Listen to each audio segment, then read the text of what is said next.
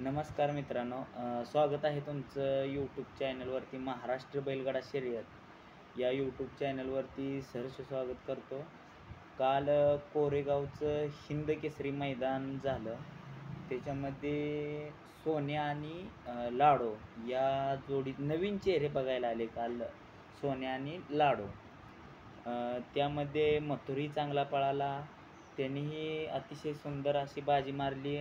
Achyut driver रेटरे त्या गाडीवरती होते. बऱ्यापैकी सगळे टॉपचे बैल काल आपल्याला कोरेगाव मैदानामध्ये बघायला भेटले.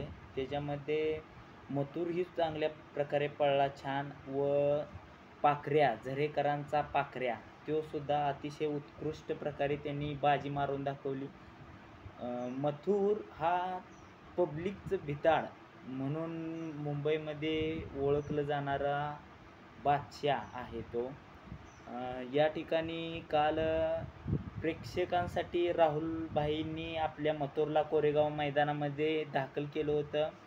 मथुरसुद्धा आपल्या राहुलदादांसाठी जीवाचं रान करून पळला. त्या ठिकाणी लोक व फॅन फॅमिली त्यांनीसुद्धा मथुरला चांगल्या प्रकारे प्रतिसाद दिला व अच्युत ड्रायव्हरनेसुद्धा मी काल बघितलं अच्युत ड्रायव्हरने कशी गाडी हाणली काय हाणली. त्यांचंही ड्रायव्हरांचंसुद्धा मनापासून अभिनंदन करतो. काल या ठिकाणी मैदान अतिशय शिस्तबद्ध झालं व कोणत्याही प्रकारचा वादावाद नाही काय नाही. मैत्रीपूर्ण अशी लढत झाली.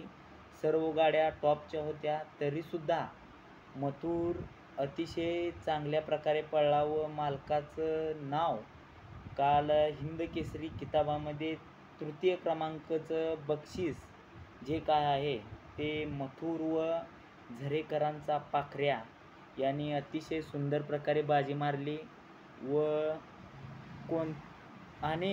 अनेकांचा हा बैल पळत असतो आणि पळणारसुद्धा. आणि सेमी फायनल एकमध्ये अतिशय सुंदर लढत पाहायला मिळाली. तो विषय म्हणजे बरेच टॉपच्या त्यात पण गाड्या होत्या. पिस्टन होता, बकासूरसुद्धा होता, मथुरसुद्धा होता. तुम्हाला माहितीच आहे मित्रांनो, मथुर हा पब्लिकनं आला तर तो 100% बाजी मारणार आणि 100% पब्लिकनंच गाडी होती. नशीब एक नंबरच्या फाटीवरती. त्यामध्ये पाखरे आणि मथुर या दोन्ही जोडीने सेमी अतिशय सुंदर प्रकारे व अच्युत ड्रायव्हरांचं एक दृश्य समोर येते मित्रांनो. ते दृश्य आहे ते बघा. अच्युत ड्रायव्हरने कशी गाडी हाणली काय हाणली हे सगळ्या इंस्टावरती व फेसबुकच्या माध्यमातून ते व्हायरल होत चाललं आहे मित्रांनो. अतिशय सुंदर त्यांचंही अभिनंदन केलं पाहिजे. कोरेगाव पारंपरिक हिंद केसरी मैदान 2024 अतिशय सुंदर असं पार पडलेलं आहे. आणि घेऊया पुढच्या व्हिडिओमध्ये. नंतर आपण 100% जे पैरे टॉपचे होते ज्यांनी गुलाल केला त्यांचेसुद्धा आपण मुलाखत घेणार आहोत. एवढं बोलून माझं मी थांबवतो. जय हिंद.